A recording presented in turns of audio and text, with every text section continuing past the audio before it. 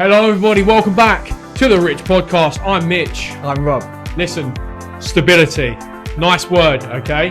Is there something to be said, Rob, for somebody who wants to just work 40 hours and clock off and not have any worries in life? Like, is that something that is not championed in today's society, but is it something that's gone under the radar as a nice peaceful life for someone to live? 100%. I think at the moment there's a big trend for you've got to go off and start your own business, and if you don't, you're pretty much not successful or you're never going to be able to escape.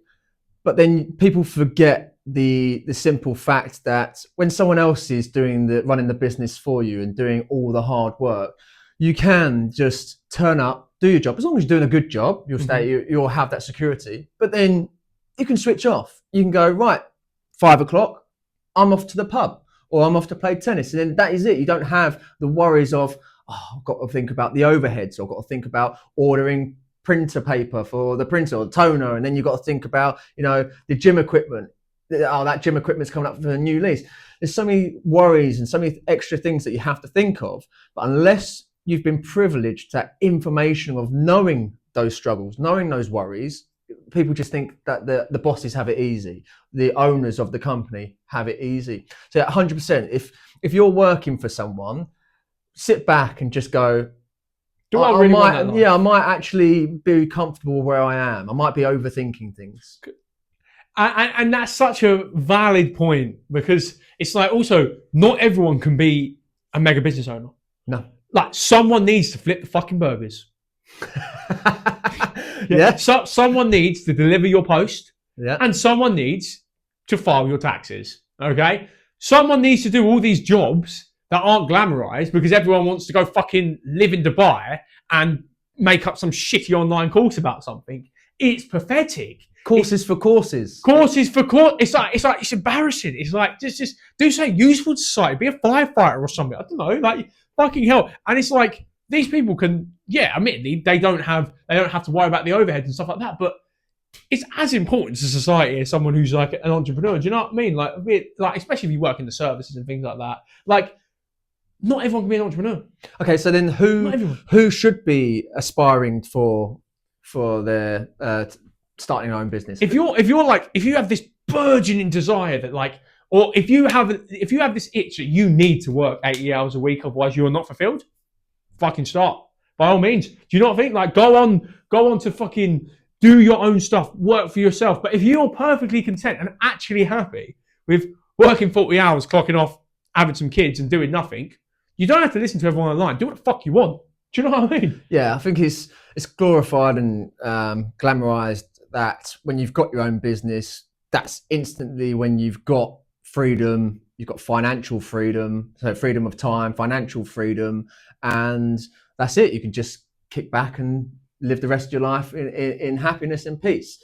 But it's really not the case, and I think it's not spoken about enough that you're going to have to work your arse off for 10 years, however many years it takes, and you might get to a point that you've never made it to what I've just described. You still might not make it. You still might not make it. So you have to be happy with your decision in order to be working in that environment, in that industry that you're choosing to do, and know that it might not work.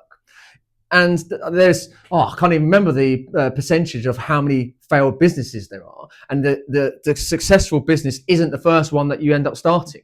And also, what constitutes a successful business? Because if someone can say to themselves, like, I make £3,000 a month for my business, fucking Neeks online, I'm not going to tell you that that's a successful business, but this motherfucker's providing for his family with this business that he's making £3,000 a month for. We would be happy with that. Yeah. We've literally just discussed off tape that if we had £3,000 coming in, that is a good amount coming in to live how we want to live, because we don't have an expensive lifestyle. Materialistic.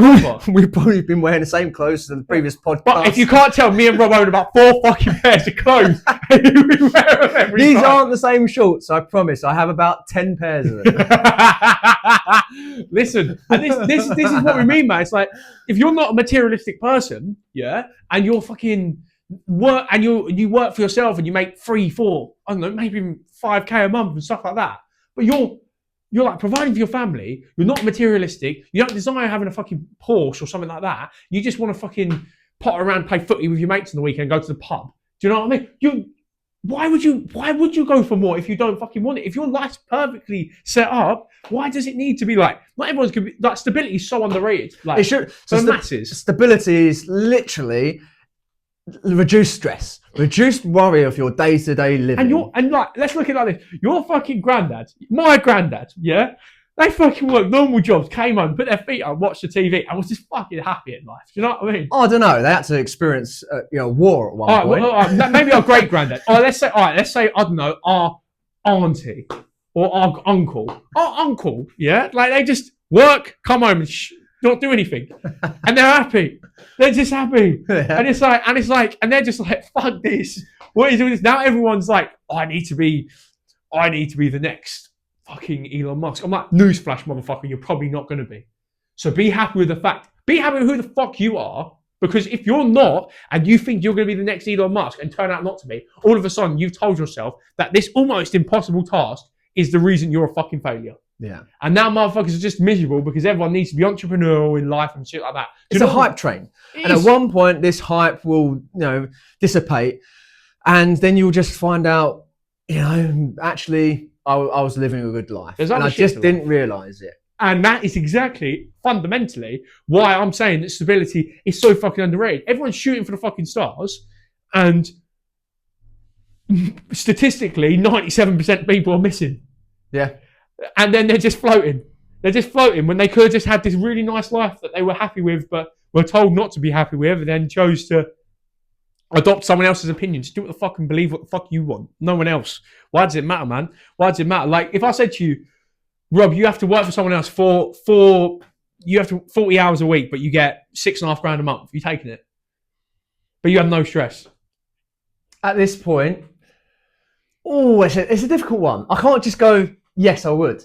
But if it was the job that maybe would lead me to owning my own business later in life and delving down the path of actually, this is the exact point I wish my business to be in now, but I'm employed by someone else. Yes. All right, we're both kind of hyper ambitious as it is anyway. But for the average person, that should be an option that they're okay with. 100%. You take it. If you asked me this a year ago, I would have taken it because I was working for someone else.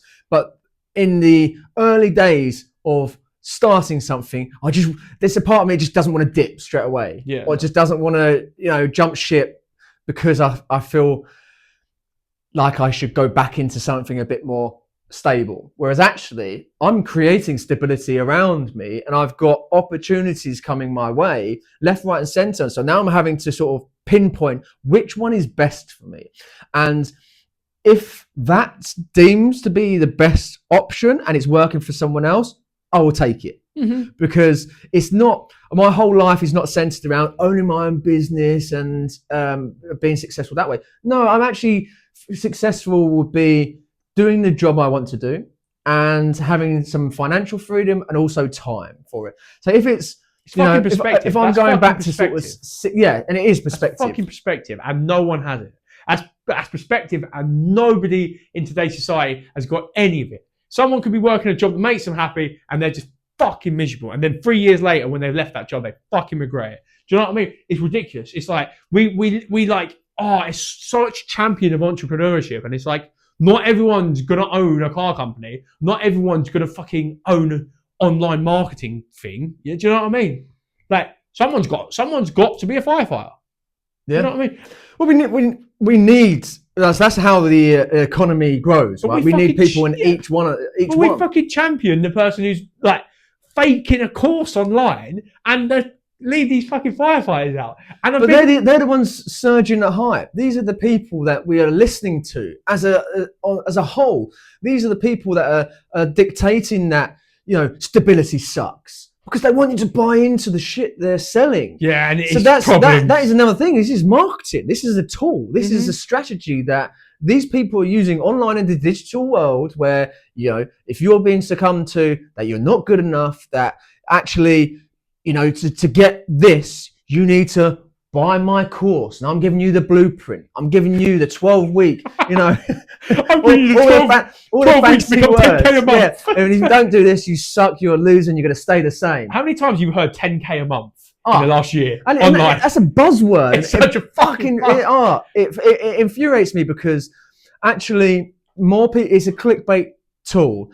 and people will click that. People absolutely. And everything's been given away for free. So there's value in that. But actually we're losing the value now because everyone's giving shit away for free. So who do we get this off of? Free things do come at a cost. It comes at a cost of your time, but of course, because then you get something for free from, you know, Joe Blogs, get something from free for, you know, from your mum. Yeah, for whoever. Free. You don't know which one to take. Then you don't know which one to trust because someone's saying, well, I've got something different for you. And the other person's saying they got something different for you. So now you've got conflict of information. And actually, just go to work and go back home and you won't have to worry about any of that shit. And they'll probably live a good life. They'll probably live a good life doing that. I don't think it'll be a Ritch Talks episode without us getting weirdly existential about something. Okay. So, is this a broader society problem? Because everyone nowadays is me, to the point of we're almost facing population decline. No one wants to have fucking families anymore. And people can't just fucking settle like being happy and they've got no gratitude. Is this a problem that like we have to iron out over 20 years where we've just got these neeks who tell you to make 10K a month? Fucking, I want to work for my laptop in Bali. Fucking go be a firefighter, do something useful for society, you useless prick. Do you know what I mean? Like it just grinds my gears, man. We get like, don't get me wrong, not everyone can be a fucking online course seller for 10K a month, working from Bali on a laptop, and everyone just wants it. Not everyone can be a fucking YouTuber. But I think it's short-lived. That's going to go away. That's going to go away. It will go away. It's a trend. It's a fashion statement at the moment, and it swings and roundabouts. Things do a full scale. You know, you go back to the 70s and, you know, fitness, and it was like dance fit and things like that were, you know, a hype. But that's coming back round. Zumba is come back round. Fitness trends do come back round. And the things that we know now, roughly about fitness and doing the classes and the styles of training, I wouldn't say are brand new. There's science now. There's more data driven and studies that are coming out that back up things. But you can't reinvent the wheel, I would say. So that everything that we're doing nowadays, I think, has been done before, but now there's just more studies to back what's actually good for us and what shit we can cut off. So there's only so much where people will start listening because of AI. People are now jumping on the bandwagon, and like, you've got to, you know, be trained in it. You've got to utilize it. You've got to automate things. Otherwise, you're going to fall behind. So now people are selling that in their courses. So actually, the people that are delivering your courses, everything's automated anyway. And once everyone's caught up to this level where everyone knows about AI, and we've weaned out all the shit AI platforms, and we've got like maybe just ChatGPT. Yeah, at one point, I think about phones, right? You had BlackBerry, where are they gone? Where are they? You know, you had loads of Samsung vs Apple, and now there's just Apple, pretty much. You know, there will be a monopoly. Is that also a problem though? Yeah, but of course that's a big problem. The last thing we want is everything in society. You want to have some form of competition in whatever industry it is for there to be actually a free market. You want there to be competition, whether it be phones, whether it be cars. Monopolies were ironed out at one point. There was a rule or a law that got brought in. I can't remember who brought it in. I think it might have been Margaret Thatcher, you know, who had something to do with. There's no way. Surely it would have been Maggie Thatcher. I'm probably severely wrong, but what happened was there was a rise of monopolies. Yes. And you're right. If we allow monopolies to dictate the market, there will be no room for small businesses or medium-sized businesses. And that is the way things are going at the moment. But you know, and again, a good argument with this. Again, I'm very much Gary Stevenson peeled right now because of Rob. So thank you, Rob, for this. Okay.